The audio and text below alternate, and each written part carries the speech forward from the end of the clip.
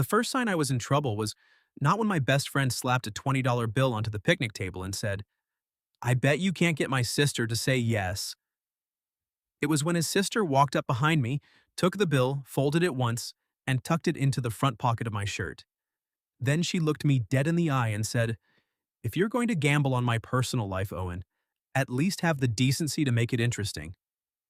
That was Brooke Sullivan, 31 years old, building inspector for the city, 5'7" in work boots, dark hair pinned up like she had somewhere better to be, and a stare that could make grown contractors suddenly remember they had permits to file.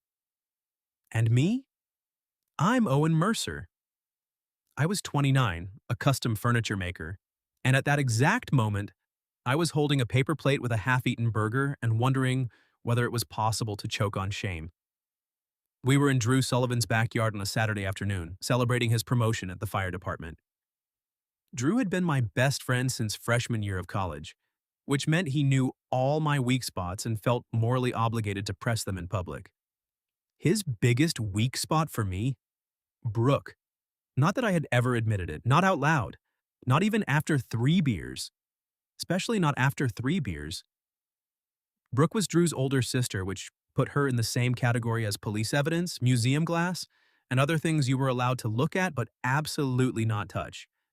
She had been around for years, appearing at holidays, barbecues, birthdays, and the occasional emergency where Drew needed someone with a truck, a toolkit, or a glare strong enough to scare sense into him. She never flirted. She never giggled. She never pretended a man was charming when he was actually just loud. And maybe that was the problem. I had spent too many years watching people perform versions of themselves.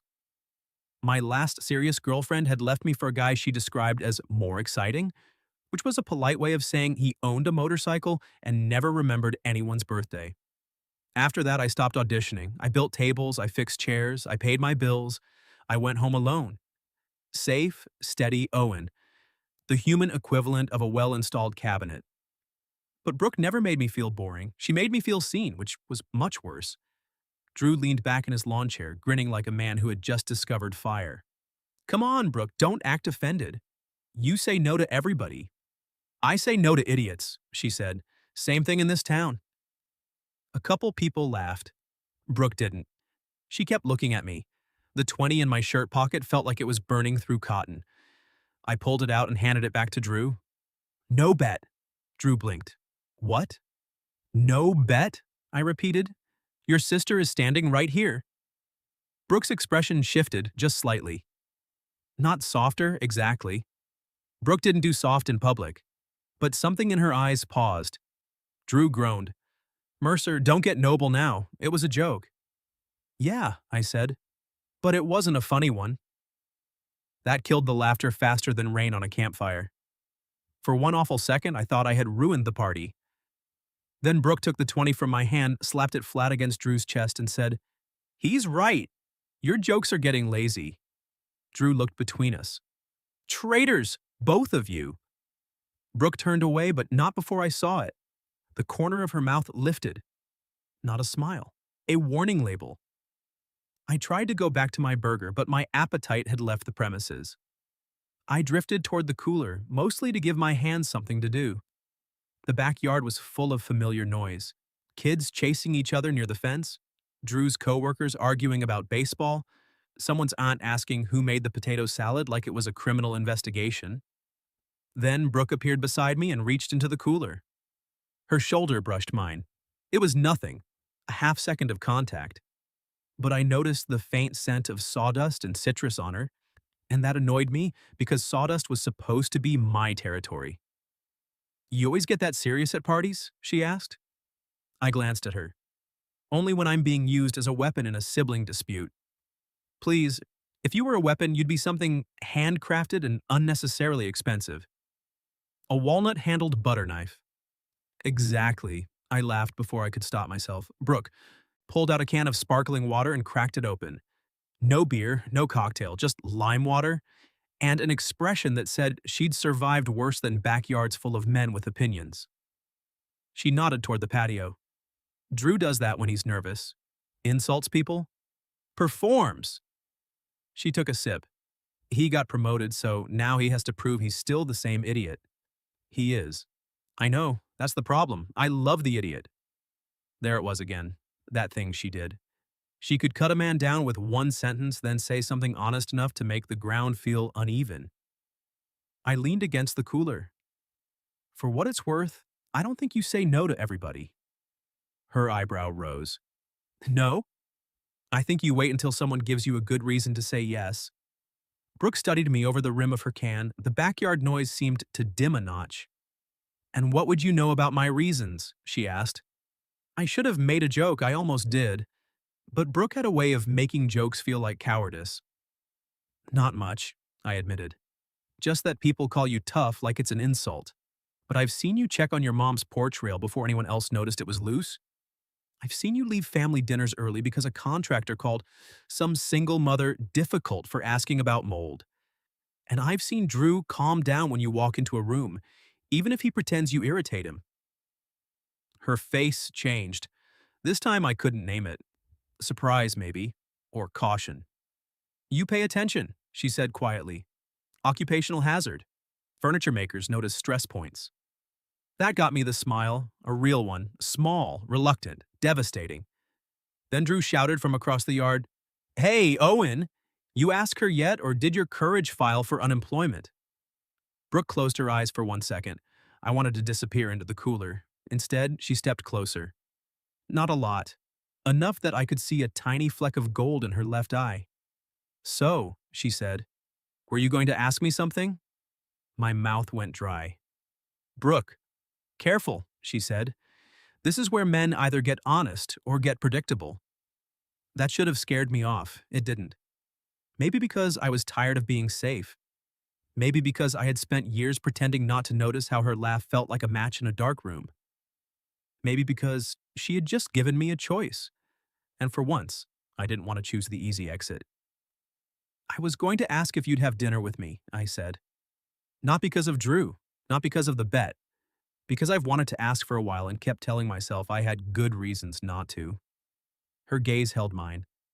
And what were those reasons? You're Drew's sister. Accurate. You intimidate most men. I prefer efficiently filter. And I didn't want to be one more guy wasting your time. Something moved behind her expression then. A small crack in the armor. Dinner, she said. I nodded. Dinner. With you. That's the general format. No audience, no Drew, no performance. Definitely no Drew. Brooke looked past me toward her brother, who was pretending not to watch us from beside the grill and failing with his entire face. Then she looked back at me. Yes, she said. My heart did something deeply undignified. Yes? Yes, Owen. Don't make me repeat it. I'm new at this. I smiled before I could stop myself. Friday? Thursday, she said. If I wait until Friday, I'll overthink it and cancel. That was the first vulnerable thing I'd ever heard Brooke Sullivan admit. Not loud, not dramatic. Just a door opening half an inch. I'll pick you up Thursday, I said. Don't bring flowers. Noted. And don't take me somewhere with tiny food stacked vertically. I was thinking burgers. She tilted her head. Risky choice after today's burger. I know a place where the buns don't collapse under pressure. Unlike some men. Exactly.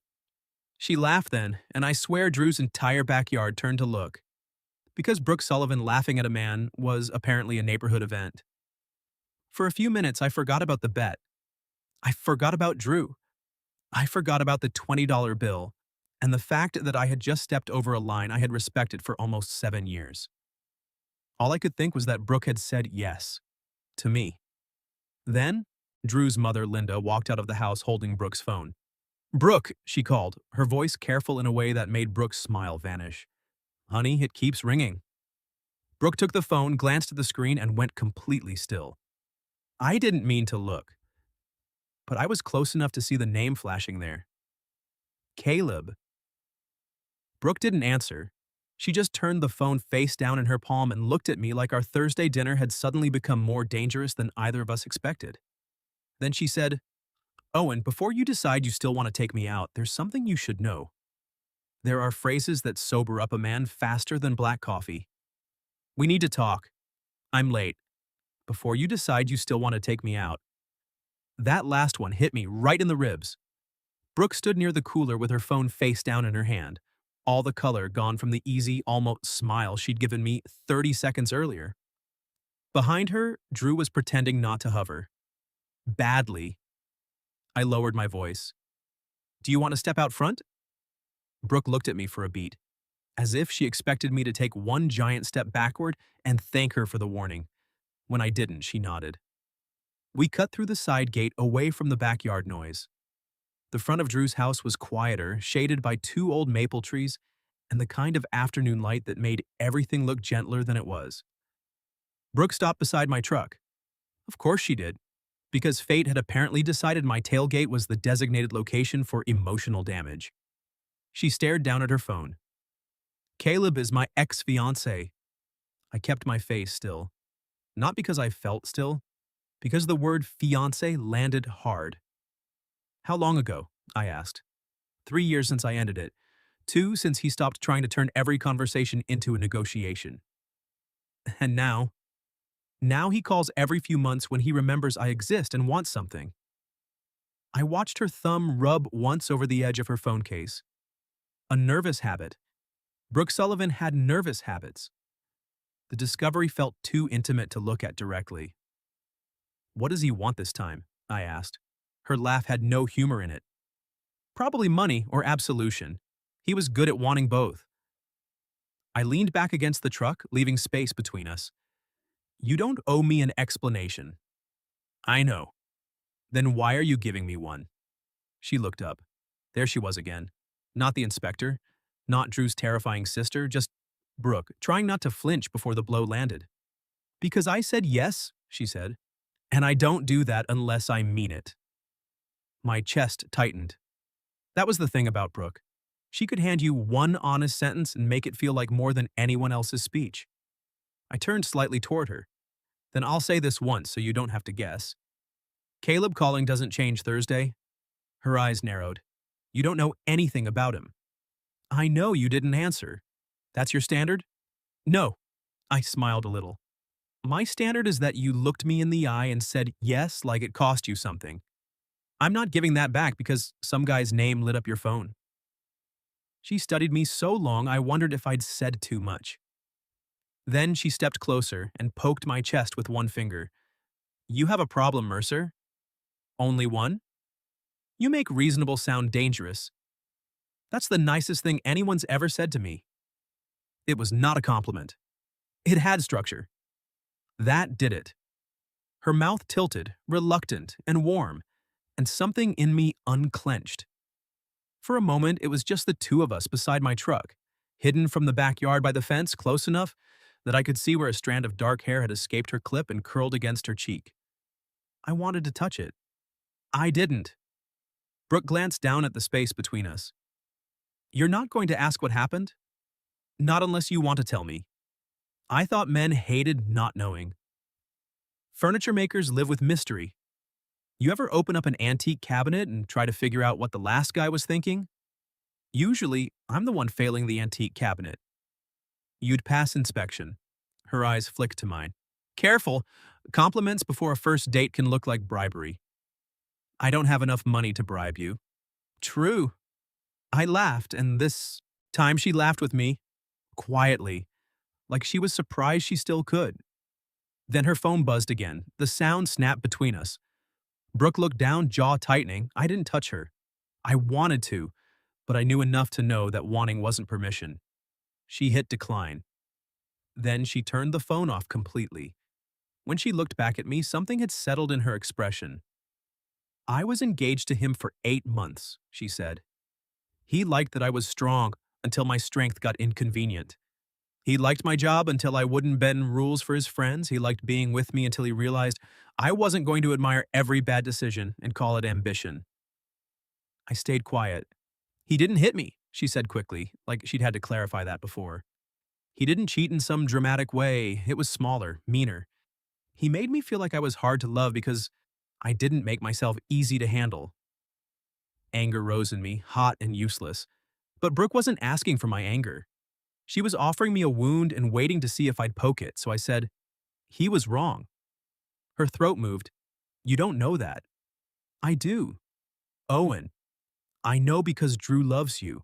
Your mom loves you. Every contractor in the city who isn't cutting corners respects you, even if they complain about it.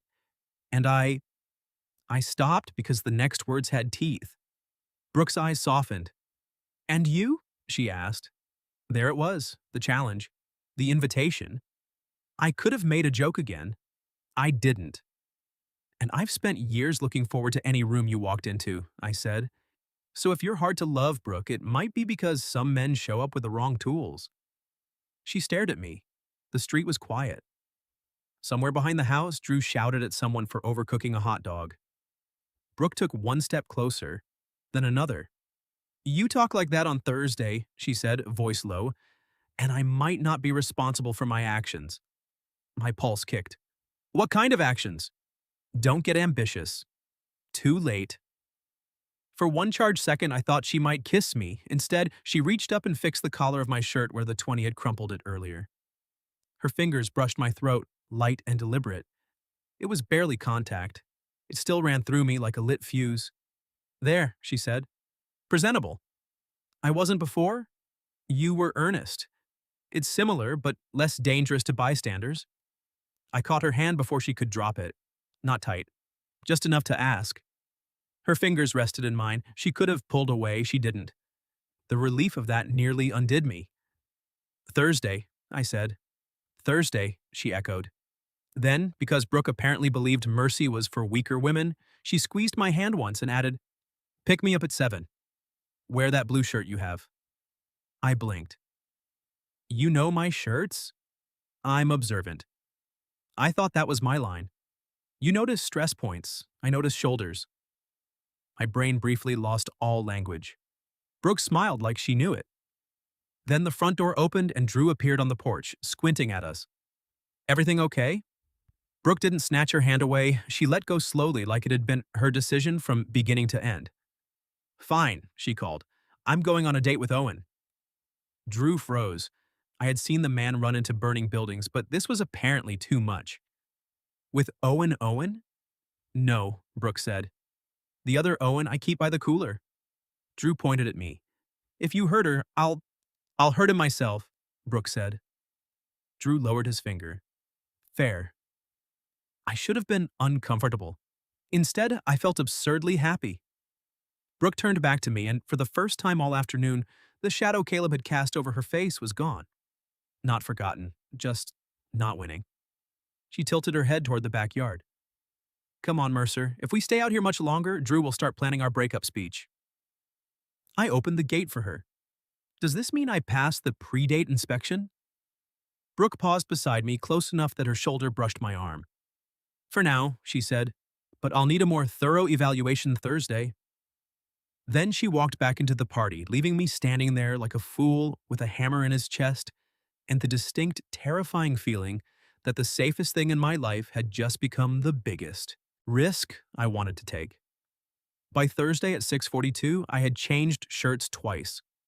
Not because I was vain, because Brooke Sullivan had specifically requested the blue shirt, and suddenly every blue shirt I owned looked like evidence in a trial where I was accused of trying too hard. At 6:55, I stood on her porch with no flowers as instructed. Instead, I held a small paper bag. Brooke opened the door before I knocked. She wore dark jeans, ankle boots, and a green sweater that made her eyes look unfair. Her hair was down, falling around her shoulders in loose waves, and for a second I forgot the speech I'd practiced on the drive over. She looked at the bag. If that's flowers, I'm shutting the door. It's not flowers. Chocolate. No. A legal document releasing you from responsibility if this date goes badly? I should have thought of that. She took the bag from me and looked inside. Her expression shifted. Inside was a small wooden key tray, simple walnut with a shallow groove along one side, and her initials carved tiny in the corner.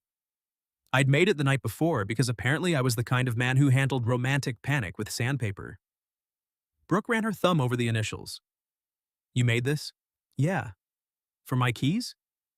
Or loose change? Or tiny knives. Whatever tough women keep near the door. She looked up at me. You made me an organizational object. I panicked. Her mouth curved. It's annoyingly thoughtful. I can take it back. Try! She stepped aside to let me in, and her house hit me in small details. Work boots by the door, a stack of inspection reports on the kitchen table, a half-finished crossword beside a mug. No clutter, but not cold. A home built by someone who trusted function more than decoration and still kept a soft blue blanket folded over the couch. She set the tray on the table by the door, then dropped her keys into it. The sound was small. It felt like a ceremony. There, she said, you've entered the rotation. Big night for me.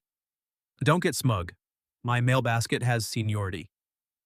At dinner, I learned Brooke had opinions about everything. Not loud opinions, precise ones. The best fries were the ones stolen off someone else's plate. People who said they hated drama usually carried it in both hands. The city's new courthouse addition was architectural panic with windows. We sat in a corner booth at a burger place by the river where the lights were warm and the food came wrapped in paper. Brooke ordered a bacon cheeseburger, extra pickles, and gave me a look when I asked for no onions. What? I said. No onions? I have a date. With me. Exactly. You think I can be frightened off by onions? I'm trying to be considerate. You're trying to appear kissable. I nearly dropped a fry. Brooke smiled into her water. You enjoy ambushes, I said. I enjoy accuracy. Fine, yes, I was attempting kissability. And now? Now I'm regretting admitting that out loud. Don't, it was cute. The word cute should not have had the power to knock the air out of me, but from Brooke it felt like a medal. Halfway through dinner, her phone lit up on the table. Caleb. Her smile thinned. I saw her see it. I saw her shoulders lift just barely, as if bracing for cold water. She turned the phone face down. Do you need to get that? I asked. No. One word. Solid as a door. Then she looked at me like she expected me to ask more. I didn't. Instead, I slid the little basket of fries between us. Emergency fry? Her gaze dropped to the basket, then back to me. Slowly, the tension left her mouth. You think fried potatoes solve emotional discomfort? No, but they can buy us time until one of us says something brave. She picked up a fry. And which one of us is that going to be? I'm wearing the requested shirt. I've done my part. Brooke laughed, and the table felt warm again. After dinner, neither of us moved to leave. The server refilled our waters. The families around us changed over. Outside, the river caught the last of the sunset and broke it into gold pieces. Brooke traced a circle on her glass with one finger. I almost canceled. I know. Her eyes lifted. You do? You told me you might. I hate that I did. I liked it. That I almost canceled? That you trusted me enough to warn me. She sat back, studying me. You make it hard to keep my guard up. Is that bad? It's inconvenient. I've been called worse. No. Her voice softened. I mean it, Owen. I don't know what to do with someone who doesn't push. My chest tightened. I can push, I said, if you want. Her eyebrow rose. I felt heat climb my neck. Emotionally, I meant emotionally. Shame, I was briefly intrigued. Brooke. She grinned, and I lost a little more of my good sense. Then her hand appeared palm up on the table. Not dramatic, not needy, just there, waiting. I looked at it, then at her. This is me reaching, she said quietly. Don't make it weird. I placed my hand in hers. Her fingers closed around mine. I would never, I said, voice rough. You already are. Fair. Her thumb brushed over my knuckles once, and every loud part of the restaurant seemed to fall away. She wasn't hiding now, not behind sarcasm, not behind toughness, not behind the clean, sharp edges she used to keep the world manageable. She was looking at me like she wanted to stay, so I stayed with her. Afterward, we walked along the river path. The air had cooled, and Brooke crossed her arms against it before pretending she wasn't cold. I took off my jacket and held it out. She gave it a suspicious look. If this is a move, it's an old one. Classics endure for a reason. I have body heat. Congratulations. She rolled her eyes but took the jacket. When she slipped into it, the sleeves swallowed her hands. It was ridiculous. It was also the best thing I had ever seen. Don't say anything, she warned. I wasn't. You were thinking loudly. I respect the jacket. You better. We stopped by the railing where the river moved black and silver beneath the street lamps. Brooke stood close beside me, her shoulder touching my arm. This time, neither of us pretended it was accidental. I had fun, she said.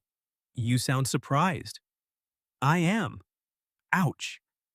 Not because of you. She looked down at the water. Because I forgot dates could feel like this. Like what? She was quiet for a long moment. Like I'm not being interviewed for a role I don't want. I turned toward her. She did too. The space between us changed. Not suddenly, not like lightning. Like a door that had been opening all night finally gave way. I lifted my hand slowly, giving her every chance to step back and brush that loose strand of hair from her cheek. Brooke's breath caught. Still okay? I asked. Her eyes met mine. If you ask me that gently again, I'm going to kiss you just to shut you up. I'm okay with that outcome. She stepped into me and kissed me. Not tentative, not careless either. Her hand gripped the front of my blue shirt, the one she'd noticed, the one I'd nearly overthought into oblivion, and her mouth was warm and certain under mine. For a second, I forgot my name. Then I kissed her back. I held her waist, careful at first, until she made a small, impatient sound and moved closer. That sound did damage to me. Permanent, probably. When we parted, her forehead rested near my jaw. Thorough evaluation? I asked, because apparently I had a death wish. She laughed against my chest. You're passing. I held her there by the river, my jacket around her shoulders, her hand still fisted in my shirt. And for the first time in years, I didn't feel safe. I felt chosen. Her phone buzzed in my jacket pocket. We both stilled. Brooke pulled it out, looked at the screen, and exhaled through her nose. Caleb again. This time, beneath the missed calls, there was a text preview. I know you're with him. Brooke's face went blank in a way I hated. But before I could speak, she turned the phone off, slid it back into the pocket, and looked up at me. No, she said firmly. He doesn't get the last moment of this date. Then she rose on her toes and kissed me again, softer this time. Slower. A choice made twice. When she pulled back, her eyes were steady. Take me home, Owen, she said, and on the way tell me something boring and real. I've had enough ghosts for one night. So I told her about a maple table I was building for a couple who couldn't agree on chair height, and she held my hand the entire walk back to the truck. I did not kiss Brooke goodnight on her porch. Technically, she kissed me. I walked her to the door like a gentleman, hands in my pockets, fully prepared to say something mature like, I had a great time. Brooke set my jacket over one arm, looked at me for 3 seconds, and said, You're overthinking. I'm respecting the moment. You're hovering like a nervous porch decoration. Romantic. Debatable. Then she caught my shirt front again and pulled me down. The second kiss was different from the one by the river. Less surprise, more decision. Her back touched the door and her fingers slid up to the side of my neck like she'd been waiting all night to find out whether I'd lean closer. I did. I was not a stupid man. When she broke away, her mouth stayed near mine. Saturday, she whispered. I blinked. What about it? Second date, my house, I cook. You cook? Inspection is over. That sounds like a threat. It's pasta. I accept. Her smile softened, and for a second I saw it again, the private Brooke, the one no one at the barbecue had been allowed to meet. Good night, Owen. Good night. I made it halfway down the walk before she called. Mercer. I turned. She stood in the doorway with my jacket still around her shoulders. Blue shirt was the right call. Then she shut the door. I drove home like a man who had just been handed a winning lottery ticket and told not to smile suspiciously. By Saturday afternoon, the entire Sullivan family knew. Drew called me at 10 in the morning. You kissed my sister. I nearly cut my thumb on a chisel. Hello to you too. Did you? I'm not discussing that with you. That means yes. It means I value my life. It means yes.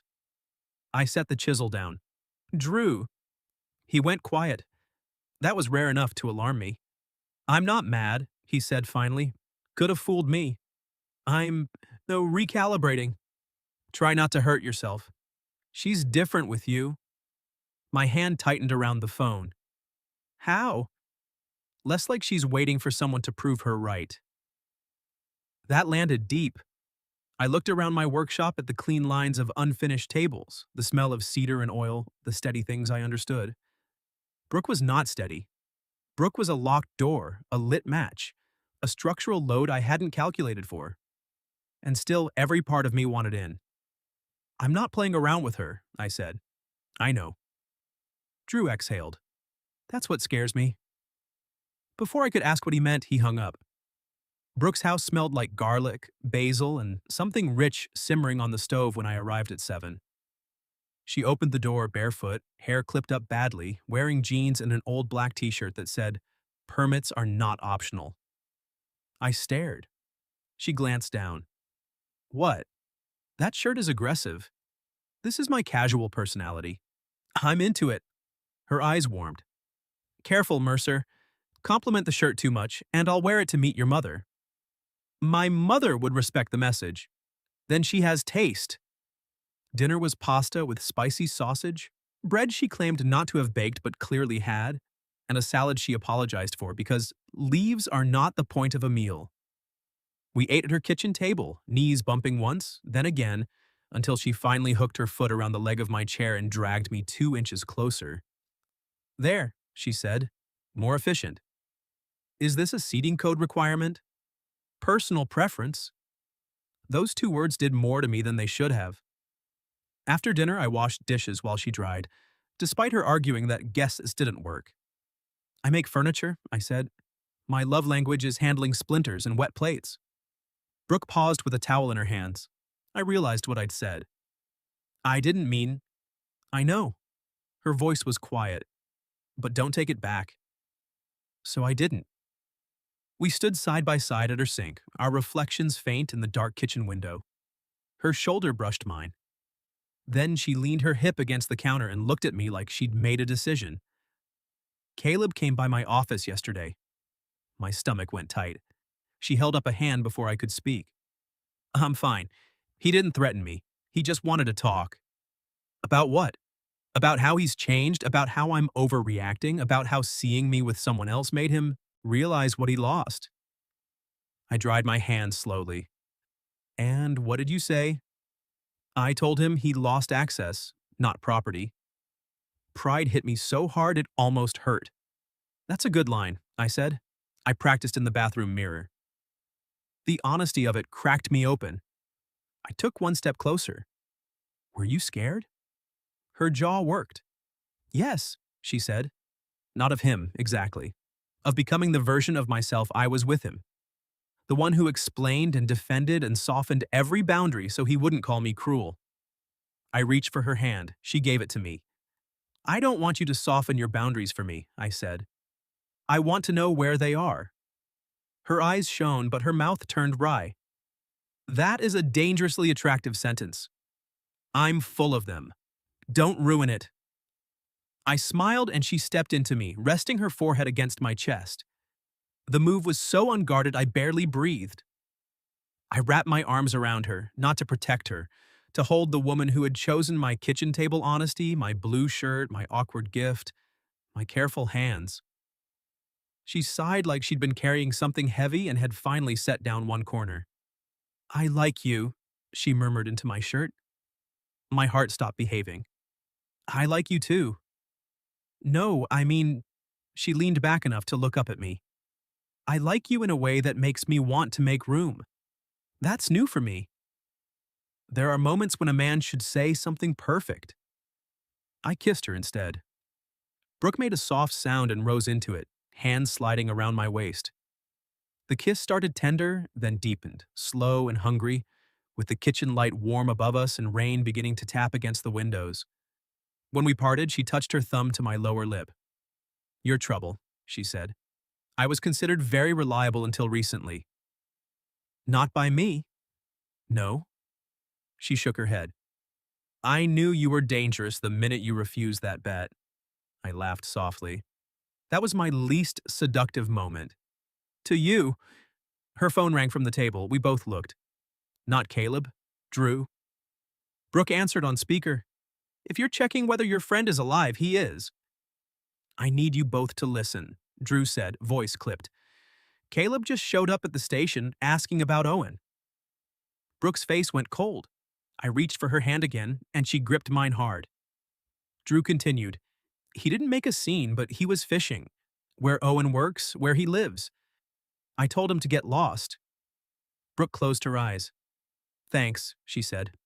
I'll handle it. Brooke, I said I'll handle it. She ended the call before Drew could argue. For a second, rain filled the silence. Then Brooke stepped away from me, shoulders squaring, armor locking into place piece by piece. I hated that I could see it happen now. I should have known, she said. I should have. Hey. I kept my voice gentle. Come back here. She looked at me. I held out my hand. Not a command, an invitation. Her expression trembled at the edges. Then she came. I pulled her close, and she let me. I'm angry, she whispered. I know. I'm embarrassed. You don't have to be. I hate that he touched this. Us. I cupped her face and made sure she could see me. He didn't. This is still ours. Her breath caught. Then she kissed me, fierce and shaking, like she needed to prove it. I kissed her back with everything I had. When she rested her forehead against mine, her eyes were clearer. Tomorrow, she said, I'm calling a lawyer. Not because I'm helpless, because I'm done letting him decide when I get peace. I'll drive you if you want. I want. She swallowed. And after that, I want lunch somewhere terrible with good fries. I smiled. That's oddly specific. I'm building a life, Mercer. Details matter. Outside, tires hissed on the wet street. A car slowed in front of the house. Brooke stiffened in my arms, headlights washed across her window, lingered, then moved on into the dark. The car kept going.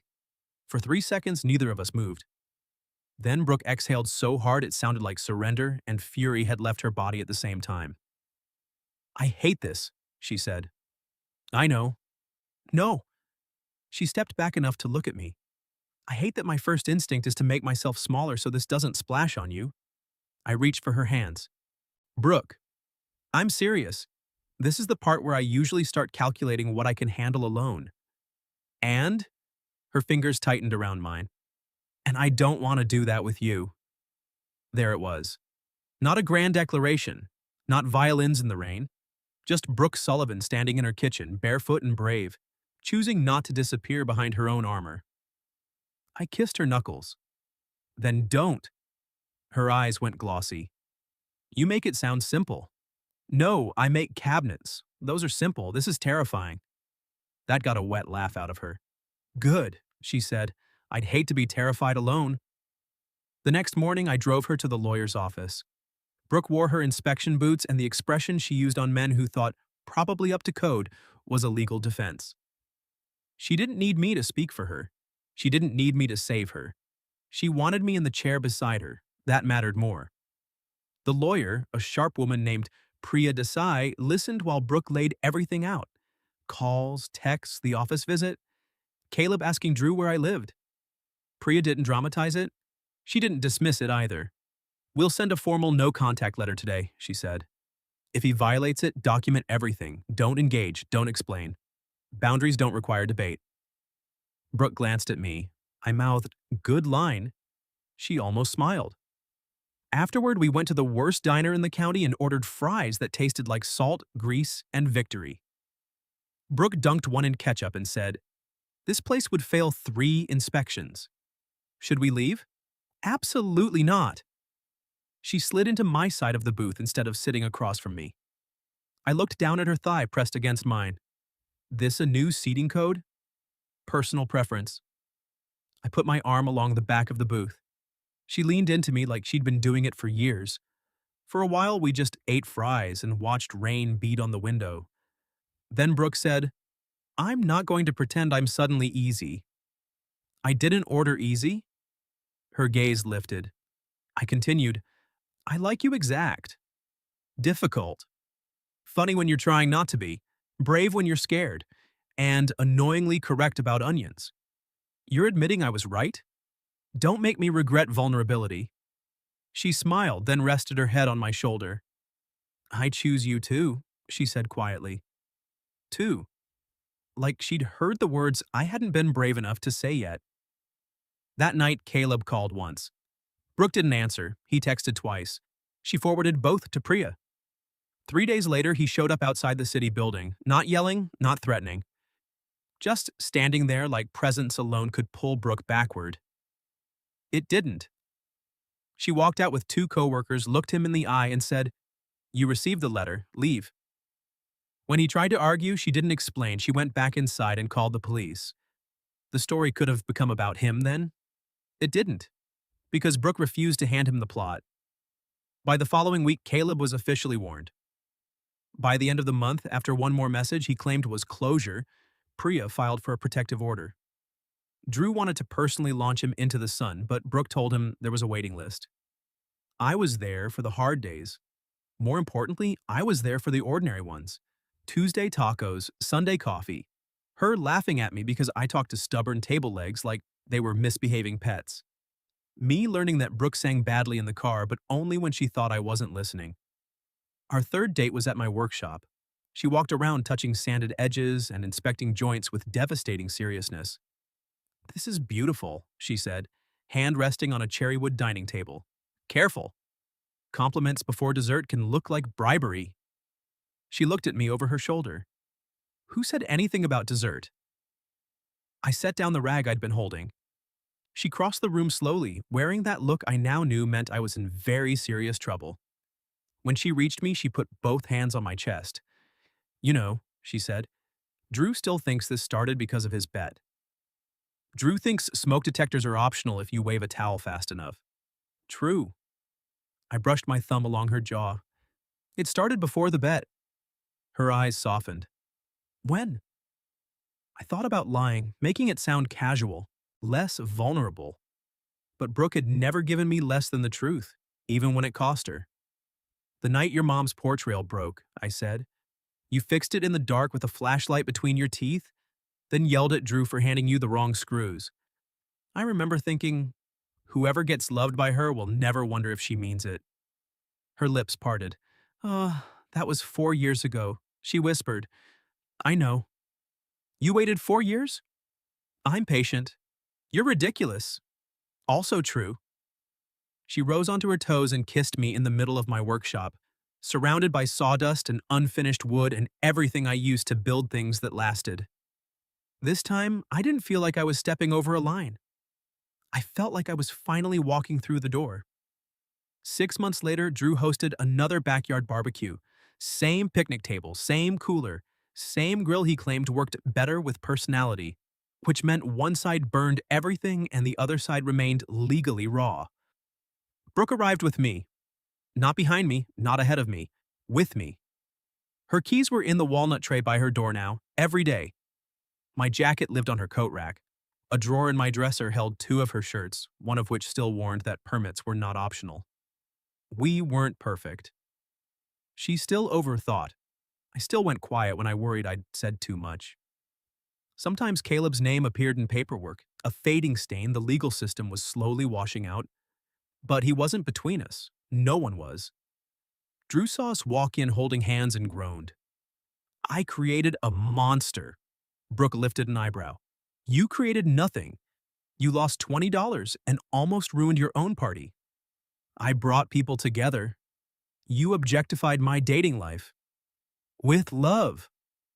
I pulled a folded 20 from my pocket and placed it on the picnic table. Drew stared at it. What's that? Your original bet. Brooke crossed her arms. He didn't take the bet. No, I said, but I figured we should settle accounts. Drew squinted. Meaning? I took Brooke's hand. Her expression changed the instant she felt me tremble. Not fear. Recognition. I looked at Drew, then at Linda, then back at the woman who had terrified me before I knew she was also the safest place I'd ever wanted to be. Meaning I didn't get her to say yes, I said. I asked. She chose. Brooke's eyes shone, then I turned fully to her. And I'm going to keep asking. Dinner, Sunday mornings, bad fries, hard days, easy ones. Whatever comes next. I swallowed. So, Brooke Sullivan, will you keep choosing me? The whole backyard went silent. Brooke stared at me, then at the 20 on the table, then back at me. You're asking me this at my brother's barbecue? I panicked. Her laugh broke, bright and tearful. Then she took the 20, folded it once, and tucked it into my shirt pocket exactly like she had that first day. Yes, she said. But if you ever gamble on my personal life again, I'm keeping the cash. I pulled her into my arms as everyone around us cheered. Drew shouted something about betrayal. Linda cried. The grill smoked like it had been waiting for a dramatic cue. Aunt Brooke kissed me in the middle of that noisy backyard, one hand fisted in my blue shirt, the other holding on like she meant it. She always meant it. What would you have done if your best friend bet you couldn't get his tough sister to say yes? And she heard the whole thing. Have you ever experienced something similar? Tell your story in the comments. If you like this one, leave a like, subscribe, and I'll see you in the next video.